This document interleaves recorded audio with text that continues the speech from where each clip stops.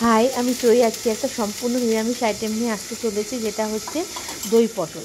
তো দই পটল করতে গেলে পটলটাকে ভালো করে মাঝখান থেকে একটু একটু চিড়ে নিয়ে লবণ হলুদ মাখিয়ে ভালোভাবে আমরা তেলে এটা ভেজে নেব। পুরোটাই সর্ষের তেলে করব রান্নাটা।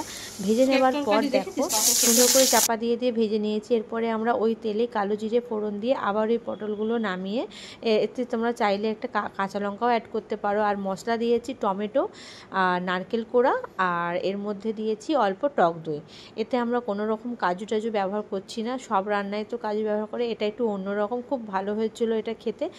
দিয়ে মিক্সিতে ব্লেন্ড করে নিয়েছি, যেহেতু টমেটো দিয়েছি কালারটাও খুব সুন্দর। আর ওপর থেকে মশলাটা দিচ্ছি কারণ এর মধ্যে আদা রসুনের কোনো ব্যাপার নেই, সেহেতু অল্প অল্প ভাজা হলেই এটা কষানো হয়ে যায়।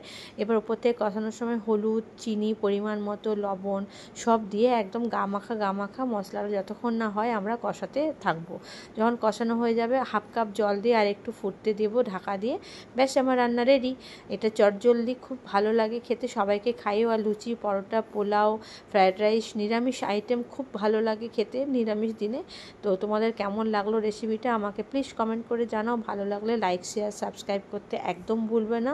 আর আমাকে একটা ছোট্ট কমেন্ট করে যাবে কেমন রান্নাটা হলো, তাহলে আমারও খুব ভালো লাগবে, তোমাদেরও ভালো লাগবে। তাই জন্য এরপর নিত্য নতুন রান্না নিয়ে আসছি। দেখো রান্নাটা কত সুন্দর নামানোর সময় হয়ে গেছে, পুরো গামাখা কষা কষা দারুণ খেতে হয়েছিল। আর কেমন লাগলো তোমাদেরকে অবশ্যই জানিও। Thank you.